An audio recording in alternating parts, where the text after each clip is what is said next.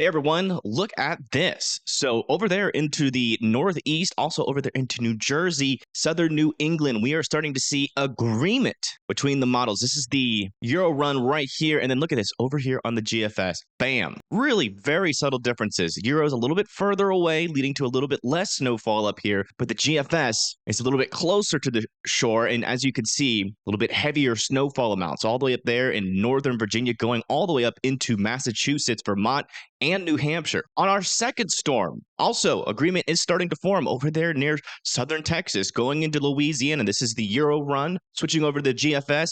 Bam, look at that. We're actually starting to get agreement with some of these models on these storms. Snow all the way from Houston up into northern Alabama and Georgia is possible with this storm. And as you can see, this snow is going to fall in areas that just never ever see snowfall. I mean, we're talking about a pretty historic event here if these models do end up verifying. But the agreement is a good sign, at the very least, that this storm is actually going to happen. Where that snow still falls is still a little wishy-washy, but we'll be going over in today's forecast the chances and trying to figure out exactly what's going to happen here. Believe it or not, we have a third storm to keep an eye out for as well. But as you can see, agreement really isn't lining up too well on it. Does seem like the third storm could be possible into the 25th, but still a little bit uncertain. The GFS is saying the 23rd with some snow up there in northern Alabama going into all of Tennessee. And the Euro is saying, yeah, just some rain. So we'll be talking about that. And also the wind chills that are going to be coming into the United States are super impressive as we move into the 20th and beyond. It's going to be very cold. That will also be included in today's forecast. Before we get started, if you do end up enjoying this video, make sure you hit that like and subscribe button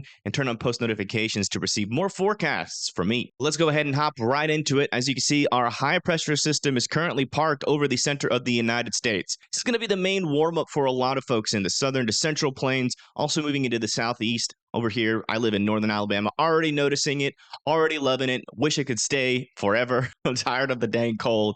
But unfortunately, folks, that's going to change. As we get this low pressure system dip down into the south, most of the United States is going to be underneath that low pressure, which is going to be slinging that cooler air from the Arctic down into the United States with the help of this high pressure system up here, bringing the potential for those wind chills to get down even potentially into negative 40, negative 45 degree temperatures up there in the northern United States. And then eventually, as this dips down and kind of hangs around, we're going to start to see multiple snowstorms try to form in and along this gradient here between the blue and the red. So that's why we're seeing a good potential up here into the northeast for a coastal snowstorm. And that might become a little bit of a pattern. Some of those storms where we have some agreement, especially down here in the southeast, could also ride up into the Carolinas and potentially up into the North Coast as well, as the orientation of this trough in the jet stream around it is going to be very important in terms of dictating the path of these storms. As you can see, the low pressure system here is denoted by blue and the high pressures are denoted by red. And as they're this close to each other and oriented in this way, the storm track is going to be pretty much right around that 564 line there. And that's going to track all the way up into the northeast. So we got a lot to talk about today in terms of short-term potential surprise snowfall, and also a little bit in the long term on what some of these storms could be doing. But man, as that low pressure system moves out, we might see another low pressure system dip down into areas like Arizona, going there into New Mexico, and then eventually making it into Texas, and then popping back up into the United States. But you see how small that system is and how big the surrounding high pressures are, and the low pressures as well. That's a pretty small short wave, and so this might change a lot as we go into the future. So pretty much once we get into the 23rd, things get to a little bit more uncertainty, but overall we are building certainty for our other storms. So let's go ahead and hop into that and kind of break down what some of the other models are saying. This right here is our Euro model, and pushing this forward, we still have a lot of agreement on this storm up here, where we're going to be getting potentially some snow all the way from Indiana up into northern Ohio, parts of Pennsylvania, and then that's going to move its way off to the northeast. Also in the southeast, we're going to be watching for the potential for some thunderstorms moving into the 18th and also going into the 19th, potentially there kind of into Florida as well. But then after this, you see how this cold air kind of locked in on the backside of this storm being slung into this area. Both models, almost all models now, are indicating a low pressure system forming right after this system. You can see it kind of build there. And now look at that. That northern snow shield starts to pick up. That's going to move over here. Let's kind of zoom in so we can get a better look. All right, we're looking at the northeast here. You can see Maine's up there, Virginia's down here. And as I push this forward and bring that storm back, you can see that snow shield really starts down here near West Virginia, also in northern Virginia as well, and then eventually tracks up to the north. Now, keep in mind, this signal just popped up a couple of days ago. I was a little bit uncertain about it because it was a new trend, but the trend's still there. So we're going to talk about it, and we're going to give you guys some snowfall estimates for this. But yeah, you can see some pretty heavy snow could be falling here in southeastern Pennsylvania, going into New Jersey, also into Massachusetts, Connecticut, also Rhode Island as we get into the 20th at 12 a.m. So this is going to be kind of a nighttime snow event for a lot of folks, and those winds are going to start to pick up. You can see these gradient lines are a little bit close together, these kind of faded lines here. The closer they are, some of the higher winds we're going to get with some of this snow as well. So could have some gustier winds and some heavy snow exist at the same time. And then by the time we get into around 6 a.m., 12 p.m. on the 20th, most of the snow is out of our hair, and we start shifting our focus back over here for some lake effect snow possible in the New York region, and then back over here near Michigan, where we could also pick up, anywhere from 5 to 8 inches along the western coast. All right, looking at the GFS's solution here at around 6 a.m., you can see that we already got this low pressure system starting to form, snow potentially from Knoxville up to Washington. And then look at that, as we go into 12 p.m., this really starts to strengthen as it moves up to the north and east. We're talking about areas just to the east of Roanoke to Washington, all the way up to Connecticut and Massachusetts, already starting to get some snow. But as we move it throughout the 19th, this is when we start to see some heavier snow in some of our areas that might pick up a little bit more snow than others, like over here near Philadelphia, New York, potentially Long Island as well, although Long Island's kind of on that snow and rain line here initially. But look over here near Boston, some heavier snow near Providence, starting to enter into Boston with snow as far north as areas like Vermont and New Hampshire. Then check this out, as I move it just another little bit, the GFS is really bullish on this storm continuing to strengthen off of the coast and forming a pretty heavy snow band, really from the Gulf of Maine all the way down into New York and Long Island here is where our heaviest snow band will be, with some snow still trying to fall over here near Philadelphia and all the way up here into Maine as well. But yeah, 9 p.m., that heavier snow starts to move up into Maine, starts to exit out of Boston by 12 a.m. And then by the time we move into 3 a.m., 6 a.m., a lot of the snow is out of our hair, with a little bit still falling over here in northern Maine. And then switching back over here to the Great Lakes, you can see that that lake effect snow event is in full effect here, especially for areas like western Michigan, the UP of Michigan, over near Erie and Rochester there. And then as we push this forward into the 20th, that's going to continue all the way into the 20th, the 21st as well, and then potentially even into the 22nd, but it should start to fall apart after the 22nd. So what are our snowfall totals looking like from this snowstorm on the GFS? Well, over here, you can see from West Virginia in the mountains regions, you can see that we can have anywhere to a foot to 6 inches in the lower elevations, 2 to 4, maybe even some isolated spots of 5 to 6 inches near Washington, D.C., 4 to 6, Philadelphia, 4 to 6, New York, and potentially some portions of the Long Island area, 4 to 6, northern New Jersey, 4 to 6, up here into parts of Connecticut, Rhode Island, and Massachusetts, we're talking about 4 to 8 inches, potentially even more over there near Boston. And as we move up further to the north, we're talking anywhere from a couple of inches to 8 inches of snow in southern and most of New Hampshire and Vermont there. And then going up into Maine, kind of the same deal. Lower elevations, 3 to 5, higher elevations, 5 to 8. Potentially even some isolated areas getting up to 9 inches. Another 2 feet of snow is going to be possible over here near Watertown, south of Watertown. Also over to just the east of Erie. Over Erie, maybe another 6 inches possible there. Ohio could get in on some snow with that first shot, and so can Indiana, with a couple of areas getting 1 to 2 inches. And then as you move into like the Mansfield, Canton, and Akron area, we're talking about 2 to 4 inches up there. Up here into Michigan, on the western portion of Michigan, you can see that we're talking about anywhere from 1 to 4 inches for most of the western portion of Michigan, with the potential for 5 inches, maybe even a couple spots of 6 inches, with the bullseye being over here near Gaylord and Otsego Lake. I think that's how you say that, with almost a foot, maybe even a couple areas higher than a foot. And the UP of Michigan, especially on the northern sides, can get anywhere from 4 to 8 inches, with a little bit higher amounts over just to the north and east of McMillan. Now, although we have agreement that the storm is probably going to happen up here in the northeast, we have a little bit of a disagreement here on the snow amounts. I'm going to push this through on the Euro, and as you can see, there's quite the disagreement. Euro's definitely a weaker storm for these areas with anywhere from 3 to 4 inches all the way up into Massachusetts. Still some agreement, though, on where the heavier amounts could be. So, I would definitely take the Euro as the bottom portion of your range here. It's best to think about total snowfalls in range and not exact numbers. So I would say anywhere from 3 inches to what we just went over on the GFS for your area. So definitely a different scenario here from the Euro.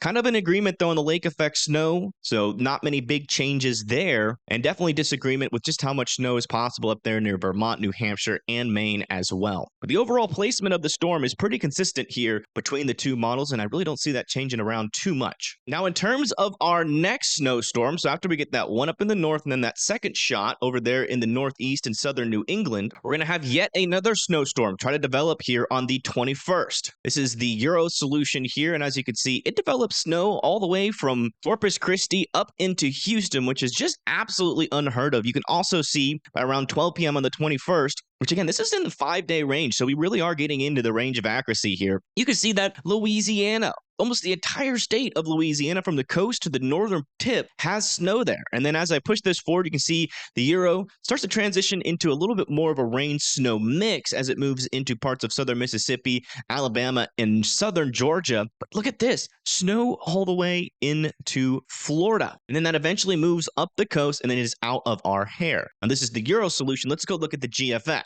So yeah, all that's mess happens up there in the northeast, and then eventually the GFS really starts to get its act together. You can see over here from Dallas down into Houston. Look at that. Snow really starts to try to get together as early as the 20th here on 9 p.m. You see the GFS is just a tad bit to the north, but still in agreement that snow eventually sinks down to the south into Houston. Also, moving into the 21st, you can see that, again, agreement here that most of Louisiana is in some heavier snow there that eventually moves into parts of Mississippi, going into Alabama, eventually creating a pretty large area here of snow all the way from New Orleans up into Wilmington with a lot of rain and thunderstorms possible down there in Florida. Then eventually that snow continues off to the east and continues to drop some pretty decent snowfall over here in South Carolina, North Carolina, and also Virginia, potentially even bringing some extra snow all the way up into southern New Jersey. Then eventually as we go into 3 a.m., that starts to move off of the coast. So you can see here